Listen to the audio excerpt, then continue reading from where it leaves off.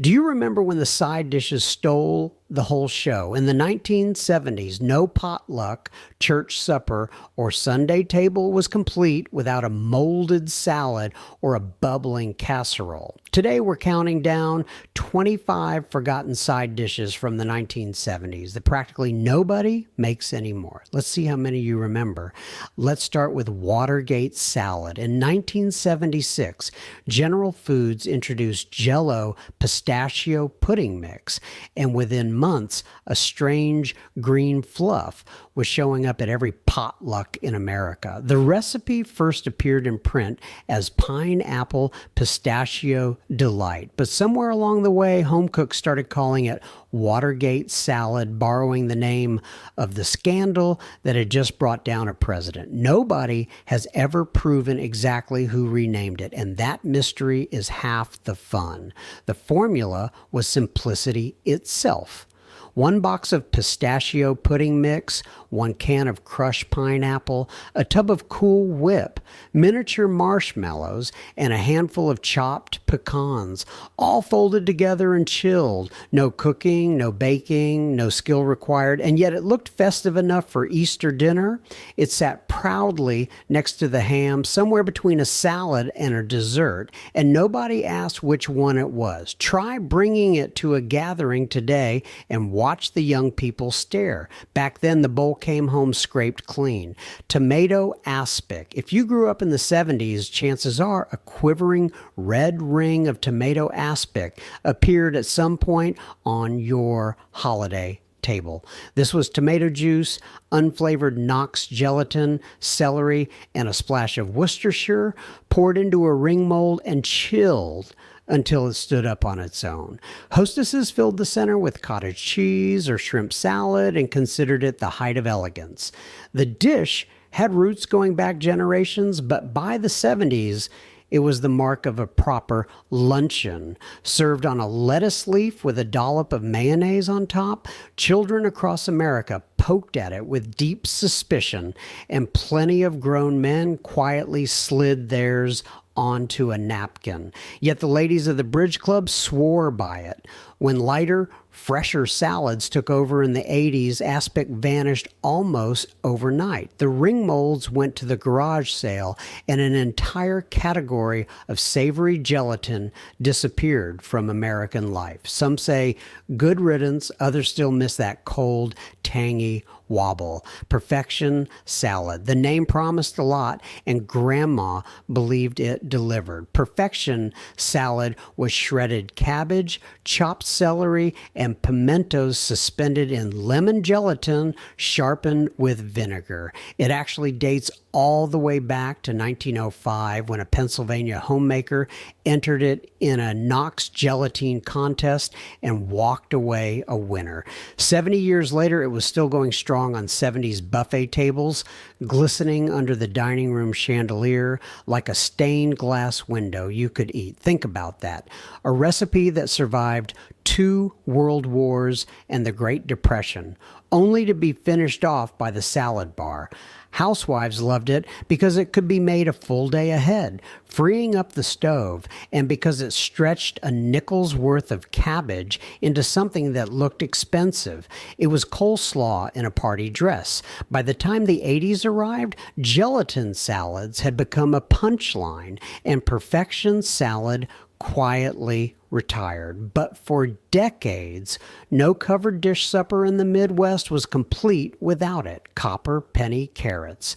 Open any church cookbook printed in the 1970s and you will find copper pennies, usually contributed by at least 3 different ladies of the congregation. The recipe called for sliced carrots, cooked just tender, then marinated overnight with green pepper and onion in a sweet and tangy sauce built on a can of condensed tomato soup, sugar, vinegar, and a little oil. The carrot slices glowed like new pennies in the bowl, which is exactly how the dish got its name. It kept for a week in the refrigerator, traveled beautifully to potlucks, and tasted even better on the 3rd day. That made it the secret weapon of busy homemakers everywhere. Hard to believe a can of tomato soup was the backbone of a salad, right? But that was the genius of the era, building something memorable out of whatever the pantry offered.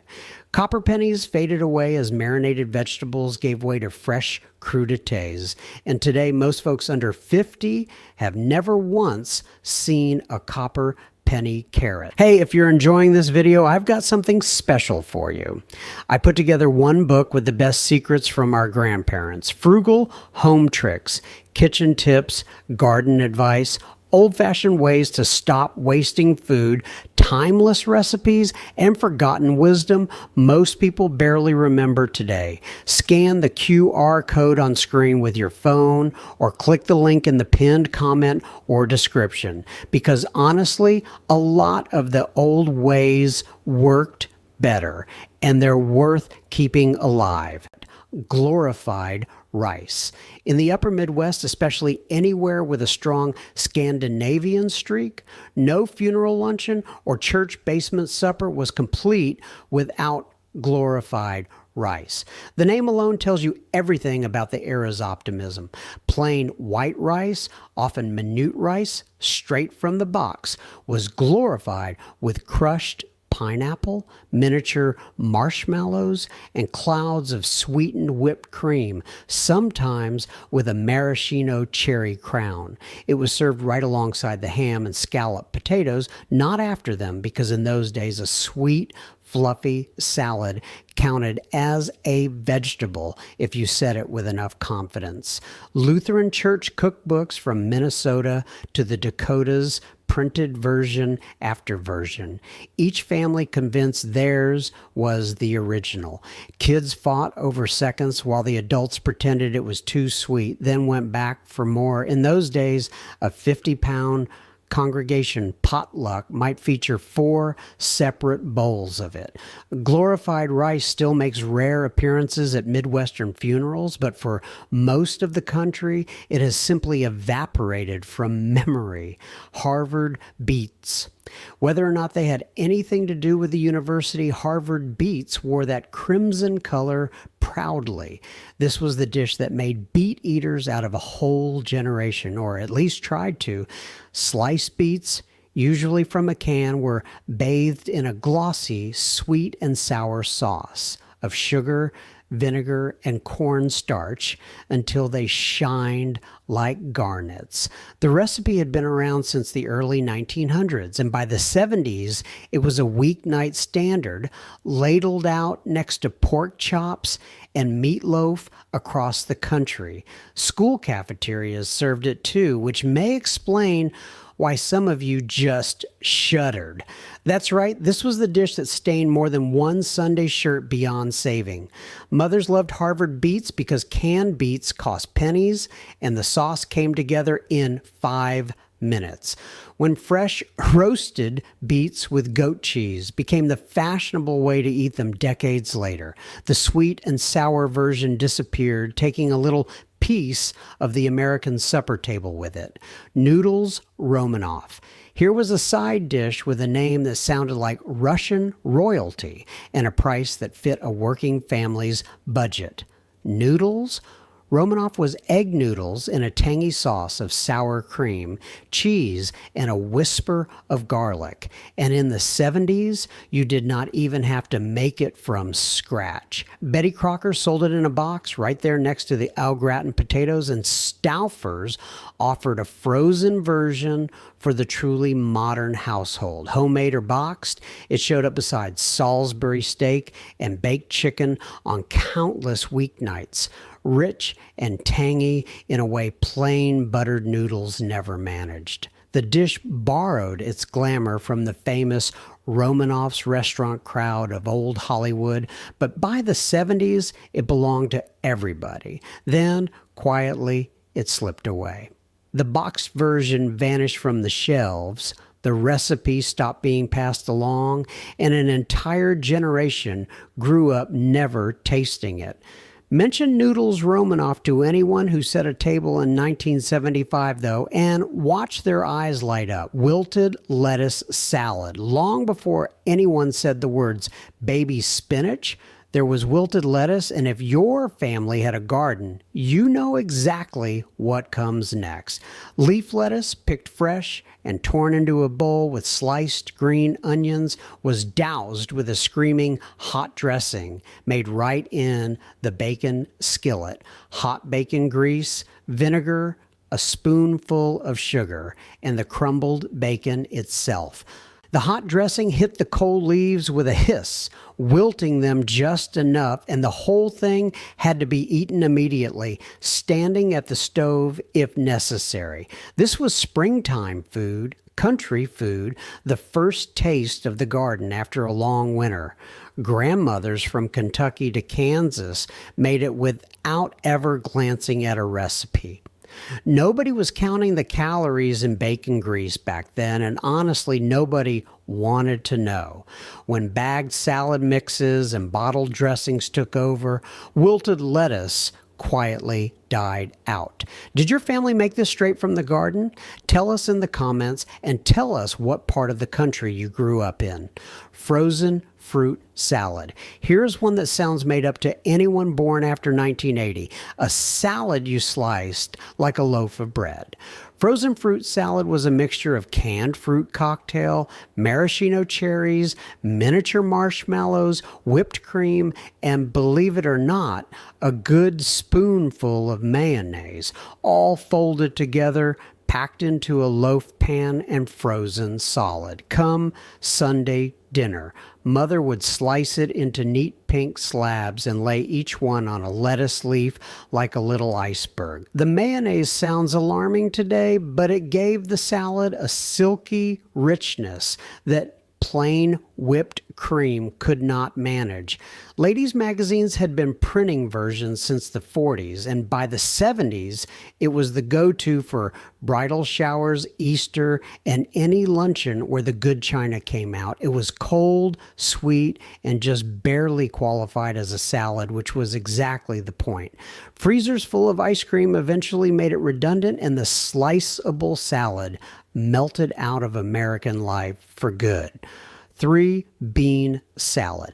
Every summer gathering in 1975 had one, usually in a glass bowl with a piece of plastic wrap stretched over the top.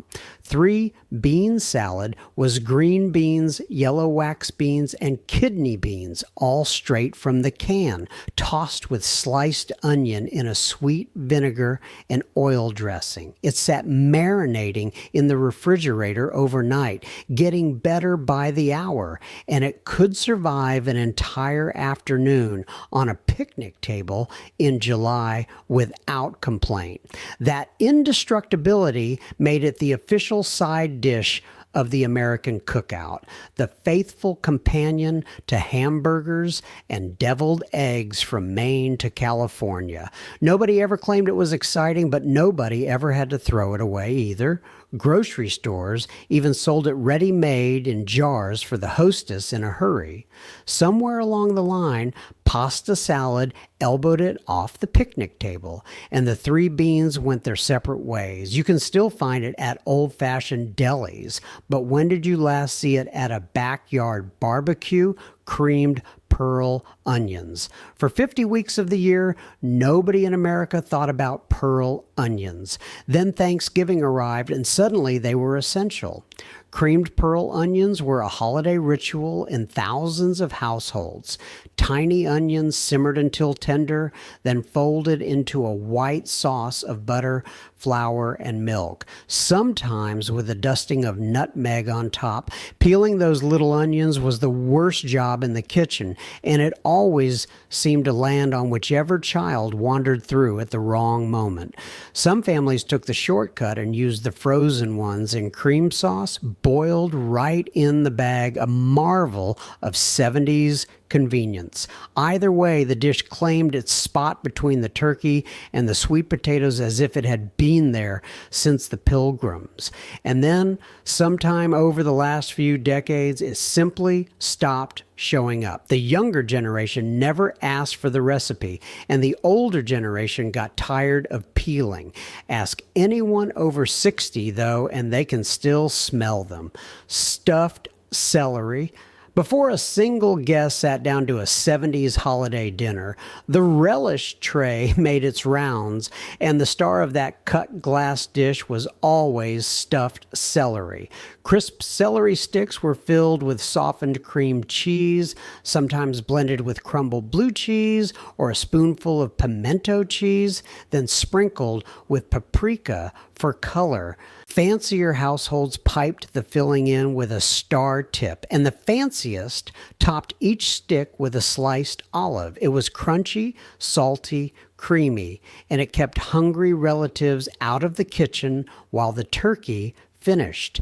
Every grandmother had her version, and every grandchild had a strategy for scraping out the filling and abandoning the celery. The relish tray itself, with its sweet pickles, black olives for your fingertips, and radish roses, was a whole institution that has nearly vanished.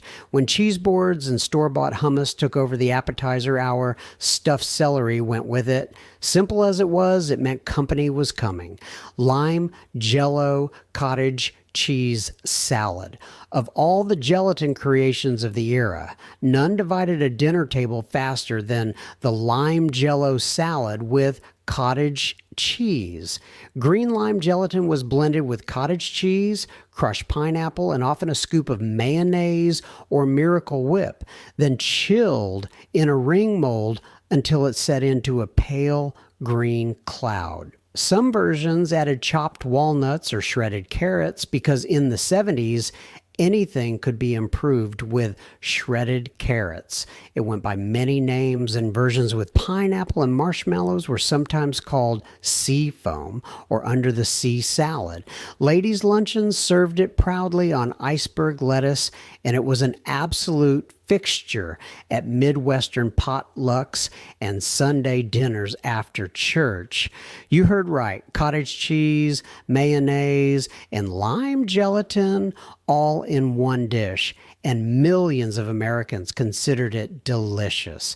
It may sound strange now, but that green ring meant somebody had gone to some trouble for you. If these are bringing the memories flooding back, you are exactly who we make these for. Do us one small favor and subscribe so the next trip down memory lane finds you. That is all we ask. Now back to it. Hot curried fruit. When a 70s hostess wanted to show she was sophisticated, she reached for the curry powder, and hot curried fruit was the result. Canned peaches, pears, pineapple chunks, and apricots were drained, arranged in a casserole dish, dotted generously with butter and brown sugar, dusted with curry powder, and baked until bubbling. Maraschino cherries went on top for color, always. It sounds unusual today, but this dish was everywhere, served warm alongside baked ham at Easter, brunch buffets, and Christmas morning tables from Virginia to California. Women's magazines and community cookbooks printed endless versions, and it became a signature of the era's dinner party circuit, exotic enough to impress, but built entirely from the canned goods aisle. That was the 70s in a single dish. Worldly ambition on a supermarket budget. The combination of warm fruit and ham was genuinely wonderful, which makes its disappearance all the stranger. When fresh fruit became available year-round, the canned fruit casserole lost its reason to exist, and out it went, spinach balls. Somewhere around the mid-70s, spinach balls began rolling across America's buffet tables, and for about 15 years, they were unstoppable. The recipe was pure convenience-era genius. A box of frozen chopped spinach, a bag of herb stuffing mix, eggs, melted butter, grated Parmesan, and chopped onion, all mixed together, rolled into walnut-sized balls, and baked until golden. They could be made weeks ahead and frozen, ready to bake the moment company called, which made them the official appetizer of the church open house and the neighborhood Christmas party. Hostesses passed the recipe around on index cards until nearly every recipe box in the neighborhood had a copy, usually credited to whoever brought them first. They were savory, buttery, and just healthy sounding enough that everyone felt fine eating 9 of them. Children were told they were made of spinach and ate them anyway, which mothers considered a miracle. The recipe still hides in old card files everywhere, but the party trays moved on long ago. Spinach souffle.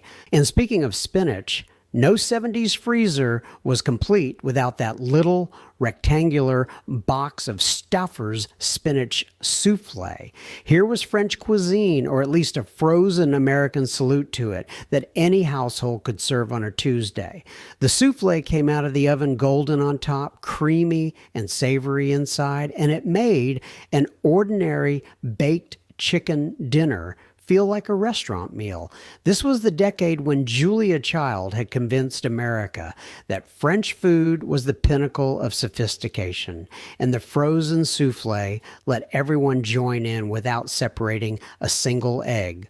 Hostesses served it in the baking dish with a serving spoon and total confidence. Some cooks even used it as a shortcut ingredient, stirring it into casseroles and quiches, a trick the recipe columns loved to share. Imagine that, a souffle as a convenience food, as fresh spinach salads and steamed vegetables took over the plate in later decades. The little green souffle lost its spot at the table, and dinner got a bit less fancy. Pea salad, cold peas, cubes of cheddar cheese, chopped onion, crumbled bacon, and enough mayonnaise to hold the whole thing together. That was pea salad. And in the 70s, it needed no explanation. The peas came from a can or straight from the freezer, still icy, and the salad was stirred up in 5 minutes and parked in the refrigerator until supper time.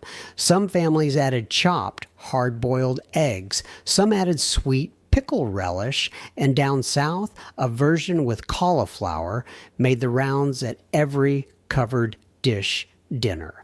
It appeared at potlucks, cafeterias, and steakhouse salad bars across the country, always in the same milky, comforting form. Nobody ever called it elegant, but the bowl always went home empty, and somebody always asked who made it. Then salad bars faded, mayonnaise became a dirty word in polite company, and pea salad slipped quietly off the American table without so much as a farewell dinner in its honor. Which dish on this list would you bring back tomorrow if you could? We read every single comment. Sauerkraut salad. In towns with German or Czech roots, from Pennsylvania through Ohio and out across the plains, sauerkraut salad was as common as coffee after church. The recipe took a can or jar of sauerkraut and turned it sweet, tossing the drained kraut with sugar, vinegar, chopped celery, green pepper, onion, and a jar of chopped pimentos for color. It marinated in the refrigerator for a day or two, and like so many dishes of that era, it improved with age and kept practically forever. The result was crunchy, sweet, and sour all at once, a bright note beside bratwurst, pork roast, or a slab of meatloaf. Community cookbooks sometimes listed it under fancy names, but everyone knew it as that sweet kraut salad from the potluck. It cost almost nothing to make and fed a crowd, which made it a Depression survivor that thrived for decades after. Today, unless you live deep in Kraut country, you could go 20 years without ever seeing it. Carrot and raisin salad. Every school cafeteria tray and church picnic plate of the 70s seemed to feature that little pile of shredded carrots studded with raisins, all bound in sweetened mayonnaise. Carrot and raisin salad was the era's idea of a health food after all. It was mostly vegetables, and the raisins practically counted as fruit. Some cooks added crushed pineapple, some added a splash of lemon juice, and cafeteria ladies scooped it with an ice cream scoop so it landed on the tray in a perfect dome. Luby's, picnic spreads, and countless meat and three restaurants kept it in the lineup for decades, and generations of children picked out the raisins one by one. It was sweet enough to feel like a treat and orange enough to satisfy mothers everywhere. Then shredded salads fell from fashion, cafeterias modernized their menus, and the little orange dome quietly disappeared from public life. Somewhere, a lunch lady's ice cream scoop sits retired, and honestly, it earned the rest.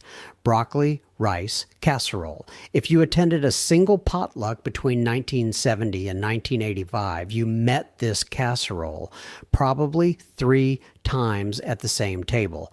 Broccoli rice casserole was chopped broccoli, minute rice, a can of condensed cream of mushroom or cream of chicken soup, and the not-so-secret ingredient, a whole jar of cheese whiz, stirred together and baked until golden and bubbling at the edges. Kraft had introduced Cheese Whiz back in the 50s, but it was this casserole that gave the glowing orange jar its true purpose in life.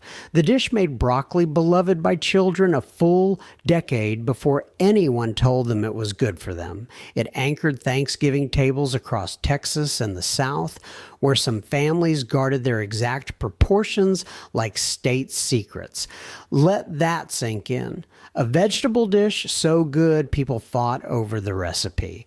When cooking from scratch came back into style, the whiz-based wonder faded away, though plenty of folks would still trade their kale salad for one scoop. That's a Duchess potatoes. When the boss was coming to dinner in 1974, the mashed potatoes put on formal wear. Duchess potatoes were mashed potatoes enriched with egg yolks and butter, loaded into a pastry bag, piped into elegant golden swirls on a baking sheet, and browned in a hot oven until the ridges turned crisp and bronze. They looked like something from a fine French restaurant, which was exactly the point. And they could be piped hours ahead and baked at the last minute, which made them a dinner party dream. Every serious hostess of the era owned a pastry bag with a star tip for exactly this purpose, and the women's magazines ran photo spreads showing the perfect swirl. Served beside a beef roast with the good silver on the table, they announced that tonight was an occasion. Somewhere between then and now, we all decided rustic smashed potatoes were charming and piped ones were fussy. The pastry bags went in a drawer, and dinner lost a little of its theater. Cucumbers in sour cream. Every July, when the garden started producing more cucumbers than any family could reasonably handle, this dish appeared on supper tables across the country.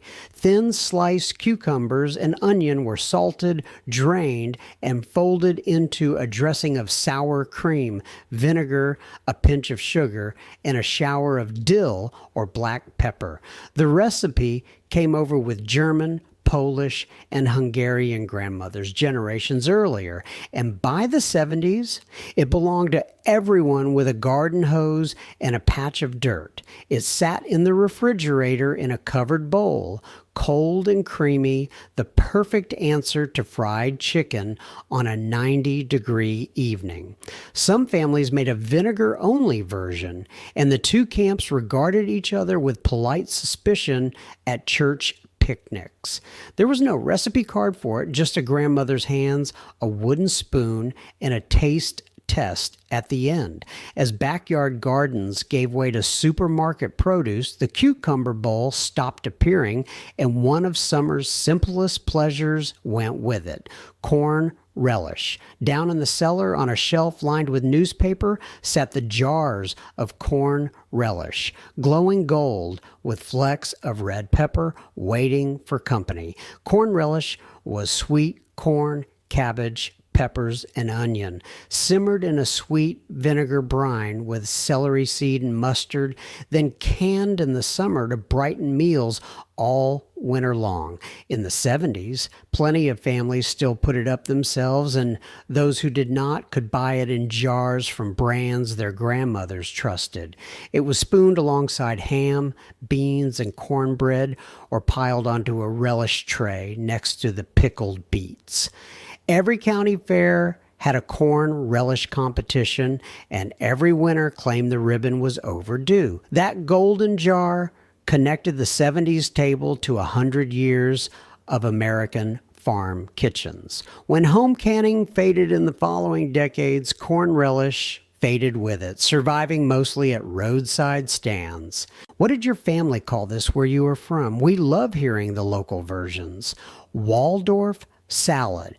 It was invented at the Waldorf Hotel in New York back in 1896, but the Waldorf salad had its longest, happiest run on the 70s dinner table. Crisp apple chunks, sliced celery, walnuts, and raisins or grapes, all coated in mayonnaise and served on a lettuce leaf. It was the salad your mother made when the occasion called for something a little dressy.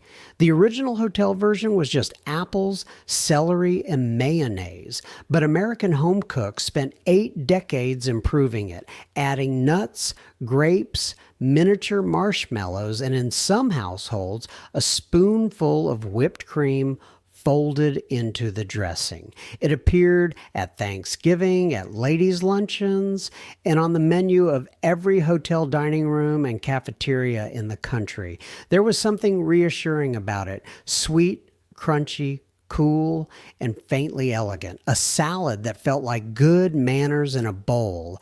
Then mayonnaise-dressed fruit fell out of fashion, and the Waldorf quietly checked out. A century of service, and hardly anyone under 40 has ever tasted one.